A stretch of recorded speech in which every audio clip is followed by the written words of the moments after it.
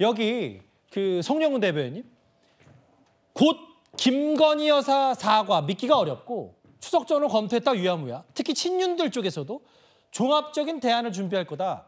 어제 저희 뉴스 AN에서도 여러 보도를 했지만 실제로 정진석 비서실장이 교체될 수도 있다. 이런 얘기도 나오는데 어떻게 저희가 받아들일까요? 일단 그 정진석 비서실장의 교체 가능성에 대해서는 당에서 아는 바가 없습니다. 다만 누군가가 정진석 비서실장에 대한 교체 가능성을 언급하거나 그런 것들을 건의하는 분이 있다면은 그것이 지금 이 사안의 본질과 직결되는 것인가에 대한 의문은 개인적으로는 좀 있습니다. 왜냐하면 한동훈 대표가 지난번에 그 대통령과의 회동에서 인사 건의를 드렸던 그 대상자들은 뭐 행정관이나 뭐 비서관급 혹은 뭐 전직 비서관 이런 분들 아니겠습니까? 그러면은 그분들에 대해서 지금 논란이 있는 소재는 어디에 있냐면은 공적 계통, 역할, 또 직무 범위, 위계 질서 이런 것들이 지켜지고 있는지에 있는 거예요. 즉 공직 기강의 문제입니다. 그러면은 그 개개인들이 어떤 행동들을 하고 있는지를 확인을 해서 그것에 따른 조치를 취해야 될 것이고 지금 정진석 비서실장 얘기는 약간 좀 사안의 핵심을 벗어난 것이 아닌가 그런 생각이 듭니다. 다만 친윤계라고 불리는 분들의 일각에서도 인적 쇄신에 관한 얘기가 나오고 있는 것 자체는 그 집에 불이 붙으면은 아랫목 윗목이 없죠. 그런 점에서 아마 다 같이 사안의 심각성은 공감하고 있는 것이 아닌가 저는 그렇게 이해합니다. 이거는 또 윤기찬 부위원장께서도 뭐 나름 상황 파악이 잘 되실 것 같아서 왜냐하면 뭐 일부의 친윤계 의원들은 용산에 뭐 여러 고언을 한다. 뭐 용산은 아직 그 반응이 별로 없다고도 알려져 있고. 근데 인적쇄신 제1번 참모인 대통령실의 2인자 비서실장 교체 얘기도 나왔고 실제로 그 하마평에 원희룡 전 장관 이름도 뭐 오르내리고 있다면 이 부분을 그냥 가벼이 볼 게 아니라 친윤들도 뭔가 인적 쇄신이 필요하다는 데는 공감이 있는 건지 저희가 어떻게 받아들이면 돼요? 이게 이제 한동훈 대표의 문제 제기를 계기로 해서 검토 대상이 됐다는 부분은 아닌 것 같고 제 생각에는 이제 개각 시기와 개각과 맞물려서 그러니까 내각과 참모진은 사실은 이제 컴비 플레이가 돼야 되거든요. 그렇다면 어떤 분이 그 내각으로 가는지에 따라서 또는 개각 필요성에 따라서는 참모진 교체 필요성도 같이 제기되는 거라서 저는 개인적으로 그 부분은 좀 시간이 좀 오래됐던 부분입니다. 그래서 아마 대통령실 내에서도 상당히 많은 여론을 수렴하고 있지 않은가. 그 여론 수렴의 하나가 이제 한동훈 대표께서 제기하신 그 문제도 포함되겠죠. 그래서 이 부분은 여러 가지 면밀한 검토를 거쳐서 일부 뭐 친윤계 의원이라고 불리는 분이 어떤 인사 제안을 했다고 해서 그걸 바로 받아들이거나 받아들이지 않거나 하는 반응이 바로 나오는 건 아니거든요. 그러니까 상당히 오랜 기간에 여러 의견 수렴을 거친 끝에 개각과 그 참모진은 균형을 맞춰야 되는 상황이기 때문에 아마 그렇게 연동돼서 진행될 가능성이 크지 않을까 저는 개인적으로 그렇게 생각합니다. 제가 송 대변인께 질문을 드리고 싶은 게 뭐냐면 오늘 취임 100일 기자회견에서 한 대표가 뭐 김건희 여사와 특별감찰관의 방점을 찍긴 했는데 저 이 부분도 있었어요. 한 기자가 물었습니다. 보궐선거 출마하냐. 개인 차원의 생각 안 한다. 이 왜 질문을 했냐면 최근에 글쎄요. 누군가 친윤계에선 원외 당대표 아니냐.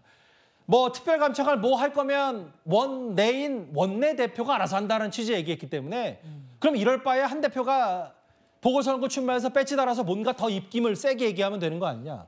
이거 저희가 어떻게 받아들일까요? 근데 지금 그것은 상당히 멀리 있는 이야기 아니겠습니까? 오늘은 그런 이야기에 만약에 집중을 하게 되면은 정말 핵심적인 메시지들, 그러니까 특별감찰관을 비롯해서 김건희 여사 사안에 대한 해법들이 11월 이내에는 반드시 실행이 돼야 된다고 하는 그 핵심 메시지가 아마 흐릿해졌을 겁니다. 그런 점에서도 뭐 자세한 언급을 길게 할 것은 아니었다는 생각이 들고요. 그다음에 내년 4월에 사실 국회의원 재보궐선거가 있을지 없을지도 지금 불분명합니다. 내년 3월까지 실시 사유가 확정이 돼야 되는데 그런 국회의원 선거구가 과연 있을 것인가 그 부분에 대해서도 불확실하고 그다음에 또 만약에 그런 상황이 생기더라도 한동훈 대표의 정치적인 개인적인 진로는 또 그때 가서 고민해봐야 되는 것 아니겠습니까? 그래서 만약에 말씀 걸어서 진짜 죄송합니다만 선거가 뭐가 어디 지역구에 열렸다.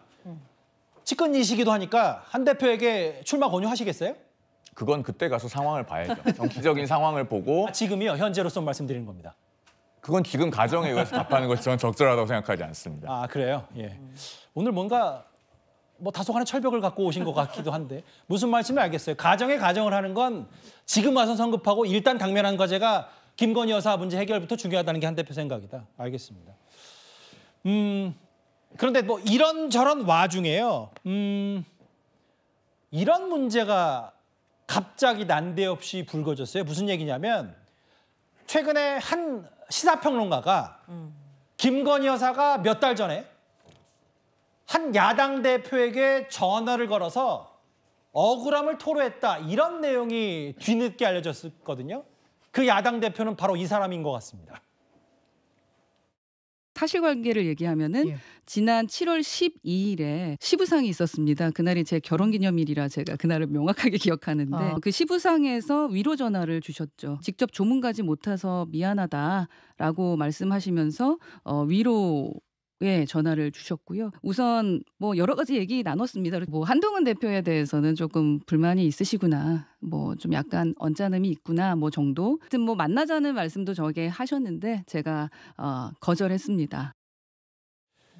사실 요 며칠 새 여의도에서 그 김건희 여사가 전화를 걸었다는 야당 대표가 누구냐. 야당 대표에 뭐 조국 대표 있고 이재명 대표 있고 용해인 대표 있고 뭐 여러 사람이 있는데 결국 누구냐. 허은하 대표. 김진욱 대변인.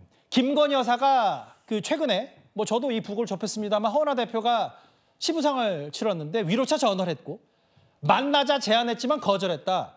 한동훈 대표에 대한 언짢음을 표시했다. 이런 내용이 뒤늦게 알려졌습니다.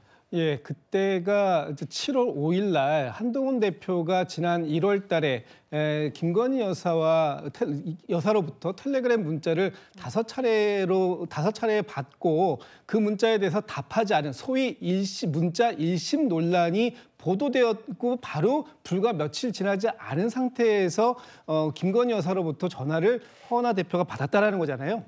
근데 뭐 물론 표면상에 지금 나오는 명분은 이 허은하 대표의 시부상에 대해서 위로차 전화를 했다고 하는데 오늘 허은하 대표가 얘기한 걸 보면 단지 그 위로만 있었던 것은 아니다. 한동훈 대표에 대한 어떤 섭섭함이랄지 이런 부분들에 대해서 소위 언짢음을 표시한 이런 내용까지 있었다고 얘기를 하는 걸 보면 물론 지금의 상황에서 놓고 보면 최근에 일련의 상황들 특히 김건희 여사와 관련된 많은 의혹들이 생산되고 있는 지금 상황에서 왜 야당의 대표에게 전화를 했지라고 하겠지만 그 시점에서도 사실은 왜 야당 대표에게 이런 얘기가 있을 수 있는 얘기인데 이게 뒤늦게 알려지다 보니까 조금 더 의혹이 증폭되고 있었던 상황이었다. 저는 그렇게 보고 뭐 김건희 여사께서 많은 분들과 다양한 소통을 지속적으로 해오셨구나. 뭐 이런 부분들을 느낄 수 있었던 상황이 아닌가 싶습니다. 상당히 뭐 몸이 견조하게 말씀하시는 이렇게 이제 의혹이 아니라 그냥 누군가 통화할 수 있는 거 아니냐는 개인적인 생각이신 겁니까? 김진욱 대변인 말씀은? 저는 뭐 통화는 누구나 할 수 있죠. 특히 뭐 야당 그 당시에 야당 대표가 아니셨고 뭐 전직 의원 신분이셨을 텐데. 아까 국민의힘에 있었기 때문에 허은하 대표가. 그렇기 때문에 뭐 시부상에 대해서 위로 전화를 할 수 있습니다. 그러나 단지 위로 전화만 한 것이 아니라 그 당시에 그 한동훈 대표의 문자 일심 논란에 대해서 어떤 식으로든가 얘기가 있었던 것 같아요. 오늘 허은하 대표가 얘기한 건 사실 굉장히 순화해서 얘기를 한 것이지 그 부분에 대한 얘기가 분명히 있었다라는 걸 전제로 해서 얘기를 했기 때문에 그런 부분들에 대해서 섭섭함, 토로하시고 또 약간의 언짢음 이런 부분까지 얘기했다라는 건 그거보다 조금 더 강한 말씀을 하신 것을 허은하 대표가 순화해서 얘기한 게 아닌가 저는 그렇게 생각합니다. 자, 윤기찬 부위원장께 이 질문을 드릴게요. 갑자기 왜 그런 표정으로 저를 보세요? 늘 일관적인 표정. 이게 물론 대통령 부인이라고 가만히 있을 수는 없고 다 소통도 하고 전화할 수 있고 그걸 뭐라 그러는 사람이 아니라 저는 이 내용이 만나자 제안했지만 거절했다. 한동훈 대표에 대한 언짢음을 표시했다.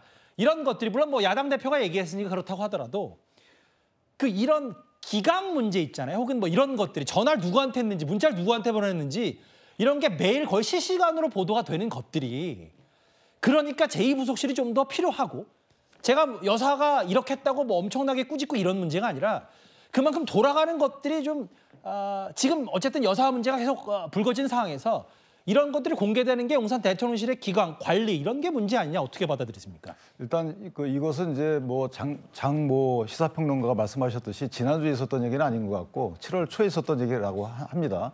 근데 이제 내용을 보면 저게 허은하 대표하고 문답이 있었겠죠. 바로 그냥 시부상에 대한 어떤 조의 표시를 하고 못 가서 미안하다라고 했으면 그걸로 끝났을 텐데 서로 뭔가 주고받았겠죠. 아마 김 여사가 모든 말을 처음부터 끝까지 그냥 묻지도 않았는데 계속 얘기하지 않았을 거고요. 그렇다면 그 당시에 있었던 현안 갖고 얘기가 오갔겠죠.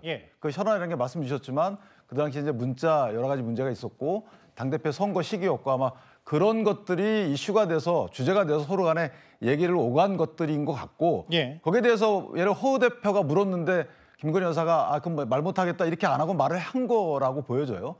또 하나는 이제 허나 대표 전화를 먼저 김 여사가 했으니까 또 그런 거 아니겠습니까? 아니 그러니까 질문을 안 했는데 답을 하진 않았을 거 아니에요. 예. 그러니까 뭔가 허나 그 대표하고 서로 간에 이제 대화를 주고받던 것 같아요. 예. 거기다 허나 대표가 이제 답변을 이거 한동훈 대표에 대해서 약간 섭섭한 마음이 아니겠는가라는 이제 평가를 하신 것 같고, 예. 일단 만나자고 했을 때 이거 제안을 거절했던 부분은 왜 만나자고 했는지에 대해서는 이제 허나 대표도 말씀 안 하시기 때문에 뭐 여러 가지 이유가 있을 수 있겠죠. 그래서 아직까지는 저 부분이 약간 이례적이긴 하지만 어쨌든 저 부분만 갖고 왜냐하면 문상을 못 가서 미안하다라는 전화가 시작된 부분이기 때문에 저 부분 갖고 지금 뭐 관리 차원의 문제까지 얘기하는 건 좀 문제가 있다.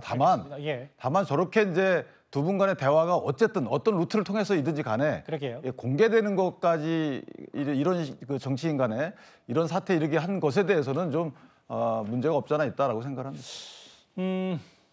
오늘 한동훈 대표 취임 100일 기자회견 메시지는 분명했습니다. 김건희 여사 문제 제때 이 문제 해법 찾지 못하면 백약이 무효다라는 취지의 얘기.